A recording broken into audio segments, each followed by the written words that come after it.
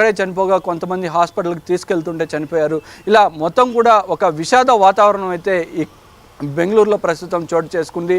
విజయోత్సవంతో నిన్న సాయంత్రం నుంచి ఉన్న ఈ వాతావరణం ఒక్కసారిగా కూడా విషాదానికైతే గురైందని చెప్పుకోవాలి నీలిమ. రైట్ రిత్విక్, ఇప్పుడే మనకు అందుతున్న సమాచారం ఏంటంటే ఇప్పుడు 8 మంది నుంచి 11 మందికి చేరారు, మృతుల సంఖ్య చేరింది అని చెప్పి తెలుస్తుంది. సో ఆసుపత్రికి సిద్ధరామయ్య కూడా అక్కడ చేరుకున్నారు వాళ్ళని పరామర్శించడానికి. ఇంకా మృతుల సంఖ్య పెరగొచ్చు అని చెప్పి కూడా తెలుస్తోంది. సో దీనికి సంబంధించి అంటే 50 మంది వరకు గాయపడ్డారు, వారి పరిస్థితి కూడా కొంతమంది విషమంగా ఉంది అని చెప్పి తెలుస్తుంది. దీనికి సంబంధించి అప్డేట్స్ ఏంటి? ఎస్, ఖచ్చితంగా నీలిమ, మనం ఇందాక చెప్పుకున్నట్టు ఖచ్చితంగా మృతుల సంఖ్య అయితే పెరిగే అవకాశం ఉంటుంది. ఎందుకంటే ఇక్కడ మనం చూస్తే ఒక ఇసుక వేస్తే రాలనంతగా కూడా జనం ఎక్కడ విధాన సౌధ ముందు చాలా విస్తీర్ణమైన ప్రాంతం ఉంటుంది. చిన్నస్వామి స్టేడియం కానీ ఈ పరిసరాలంతా కూడా రోడ్లు ఎక్కువగా కూడా వాహనాలు వెళ్ళే ప్రాంతం. ఈ రోడ్లంతా కూడా చాలా వెడల్పుగా ఉంటాయి. అయితే ఇంత వెడల్పు ఉన్న రోడ్లలో ఎక్కడా కూడా ఇసుక వేస్తే రాలనంత జనం, కనీసం ఊపిరి పీల్చుకోలేనంత జనం అయితే ఇక్కడ ఉన్నారనే చెప్పుకోవాలి.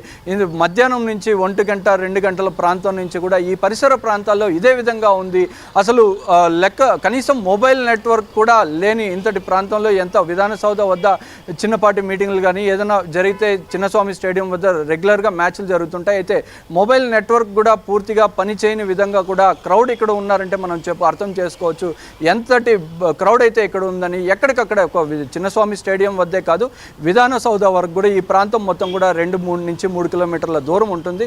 ఈ మార్గం మొత్తం కూడా ఎక్కడికక్కడ రోడ్లు బ్లాక్ అయిపోయాయి. మధ్యాహ్నం నుంచి కూడా ఇదే పరిస్థితి ఉంది. కనీసం పోలీసులు అంచనా వేసి టీంని నిలపడం కానీ, ఇక్కడ సీఎం సిద్ధరామయ్యకి కానీ లేకపోతే ప్రభుత్వ యంత్రాంగానికి చెప్పి ఈ ప్రోగ్రామ్ని మరింతగా కూడా లేట్ చేయడమా లేకపోతే వారిని క్రౌడ్ని మేనేజ్ చేయడంలో మాత్రం అయితే పూర్తిగా కూడా విఫలమయ్యారే చెప్పుకోవచ్చు. ఖచ్చితంగా ఈ మృతుల సంఖ్య అంతకంతకు పెరిగే అవకాశం అయితే ఉంది. ఎందుకంటే ప్రత్యక్షంగా చూసాము ఇక్కడ పరిస్థితి ఏ విధంగా ఉందని. పూర్తిగా కూడా చేయి దాటిపోయి ఎక్కువగా వారిని కంట్రోల్ చేయలేని పరిస్థితుల్లో లాఠీ చార్జ్ జరిగింది. ఈ లాఠీ చార్జ్ జరుగుతున్నా కూడా ఏమాత్రం లెక్క చేయకుండా దాదాపు 60 నుంచి 70 అడుగుల చెట్లు ఉంటే ఆ చెట్లు ఎక్కడాలు, 12-13 అడుగుల ఎత్తున్న గేట్లు ఎక్కి ఒక్కసారిగా దూకడాలు. చిన్నస్వామి స్టేడియం వద్ద కూడా దాదాపు కూడా 60-70 అడుగుల ఎత్తు ఉంటుంది. ఆ పక్కనే ఉన్న చెట్లు కూడా ఎక్కి లోపలికి వెళ్ళే ప్రయత్నం చేశారంటే ఏ మేర ఇక్కడ పరిస్థితులు ఉన్నాయని మనం ఒకసారి అర్థం చేసుకోవచ్చు. ప్రస్తుతం బోరింగ్ హాస్పిటల్ కానీ వైదేహి హాస్పిటల్కి కానీ ఈ మృతులను తీసుకువెళ్తున్నట్టుగా కూడా తెలుస్తుంది.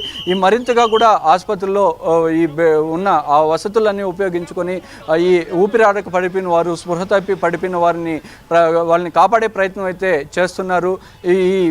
ఇక్కడ ఈ సన్మాన సభ జరుగుతుండగా కూడా సమాచారం తెలిసిన వెంటనే టీంను కూడా వెంటనే ఈ సన్మాన కార్యక్రమాన్ని వేగంగా ముగించి అక్కడి నుంచి పంపేసే ప్రయత్నం చేశారు. ఇక్కడ నుంచి డికే శివకుమార్ కానీ, డిప్యూటీ సీఎం డికే శివకుమార్ కానీ, అట్లా సిద్ధరామయ్య కానీ, హోంమంత్రి కానీ వీరంతా కూడా ఈ పరిస్థితి చేయి దాటిపోయిందని గ్రహించి ఈ పరిస్థితి మొత్తం కంట్రోల్ చేసే పరిస్థితి ఉంటుంది. ఒక్కసారిగా కూడా సిటీ కమిషనర్ దయానంద్ కూడా ఒక రకమైన ఆందోళన అనేది వ్యక్తం చేశారు. ఇంతటి క్రౌడ్ వస్తున్నా కానీ అంచనా వేయలేని పరిస్థితి నెలకొందని చెప్పి కూడా ఆయన ఆందోళన వ్యక్తం చేస్తూ కూడా వీరిని ఎలా చేయాలి, కంట్రోల్ చేయాలని ఒక రకమైన ఆందోళన అయితే చెందుతూ ఉన్నారు. ప్రస్తుతం కొంత సమయానికి టీం ఏదైతే ఇక్కడికి చేరుకుందో ఆ సమయానికి పూర్తిగా కూడా కంట్రోల్ తప్పిన పరిస్థితి ఉంది. దీనికి తోడు వర్షం కూడా కురవడంతో ఈ సమయంలో కూడా ఎక్కువగా కూడా ఈ తోపులాటలు జరిగినట్టుగా కూడా తెలుస్తుంది నీలిమ. అండ్ రిత్విక్, ఈ క్రికెట్ అభిమానులు వేలు లక్షల్లో కాదు కోట్లలో ఉంటారు. వాళ్ళకి నచ్చిన ఆటగాడు సరిగ్గా ఆడకపోయినా, నచ్చిన టీము గెలవకపోయినా ప్రాణాలు తీసుకునే సిచ్యువేషన్ కూడా వస్తారు. సో అంత పిచ్చి క్రికెట్ అంటే. సో ఇంతమంది మళ్ళీ ఆర్సీబీ టీం గెలిచింది కాబట్టి వాళ్ళకి సన్మానం చేయాలి, విజయోత్సవ ర్యాలీ చేయాలని కర్ణాటక ప్రభుత్వం ఈ నిర్ణయం తీసుకోకుండా ఉంటే, అంటే ఇంతమంది అభిమానులు వస్తారు అని ముందే అంచనా వేసి సో దీనివల్ల ప్రాబ్లం అవుతుంది అని చెప్పేసి ముందే అంచనా వేసి ఉంటే, వీటన్నిటినీ క్యాన్సిల్ చేసి ఉంటే అసలు ఇంత ప్రమాదం జరిగేది కాదు అని చెప్పేసి విమర్శలు కూడా వ్యక్తమవుతున్నాయి. సో కోట్లలో అభిమానులు వస్తారు కాబట్టి సో ఇదన్నీ మనం ముందుగానే అంటే బందోబస్తుకి సంబంధించి కూడా తగిన చర్యలు తీసుకోవాలి అని చెప్పేసి కర్ణాటక ప్రభుత్వం అంచనా వేయలేదు కాబట్టి ఈ ప్రమాదం జరిగింది. ఇదంతా కూడా కర్ణాటక ప్రభుత్వం తప్పిదమే అని చెప్పేసి విమర్శలు అయితే వ్యక్తమవుతున్నాయి. దీనికి సంబంధించి మీరేం చెప్తారు? ఎస్ నీలిమ, ఖచ్చితంగా ప్రభుత్వ వైఫల్యం అనేది చెప్పుకోవచ్చు. ఎప్పుడు కూడా క్రికెట్ జరిగినా, క్రికెట్ విన్ అయినా కానీ ఒక ఐపీఎల్లే కాదు, మామూలు సాధారణ రోజుల్లో కూడా భారత్ టీం కానీ పాకిస్తాన్ మధ్య జరిగితేనే చాలా ఎక్కువగా కూడా బెంగళూరులో సెలబ్రేషన్స్ అనేది జరుగుతుంటాయి. ఇక్కడ సిటీలో మొత్తం కూడా చూసుకుంటే 1,40,00,000 మంది ఇక్కడ బెంగళూరులో నివసిస్తూ ఉంటారు. ఒక కర్ణాటక ప్రాంతం నుంచే కాకుండా వివిధ రాష్ట్రాల నుంచి వచ్చి ఇక్కడ స్థిరపడిన వారు కానీ ఎక్కువగా కూడా ఐటీ ఉద్యోగులు అనేది ఇక్కడ ఉంటారు. ఈ ఐటీ ఉద్యోగులు ఎక్కువగా కూడా మ్యాచ్ చూడడానికి కానీ వారి అభిమాన క్రికెట్లను చూడాలని చెప్పి కానీ ఇక్కడ మ్యాచ్ జరిగే సందర్భాల్లో కూడా ఇక్కడ ఒక సందడి వాతావరణం అనేది నెలకొనడం సర్వసాధారణం. అయితే ఈ 18 సంవత్సరాలుగా కూడా ఆర్సీబీ టీం కప్పు గెలవాలని చెప్పి ఎదురు చూస్తున్న తరుణంలో ప్రతిసారి కూడా ఫైనల్కు వచ్చిన సందర్భాల్లో కూడా కప్పు మిస్ అయిన పరిస్థితి ఉంది. ఇంకా ఆర్సీబీ కప్పు కొట్టదనే ఒక నిరుత్సాహంలో ఉన్న సమయంలోనే ఈ ఆర్సీబీ కప్పు గెలవడంతో ఈ మనం బెంగళూరులోనే సాధారణంగా 1,40,00,000 నివసించే పర్సెంట్లో దీంట్లో 1% వస్తే కూడా బెంగళూరు పోలీసు ఏ విధంగా కంట్రోల్ చేయగలము అనేది ఒక అంచనా వేసి ఉండాల్సింది.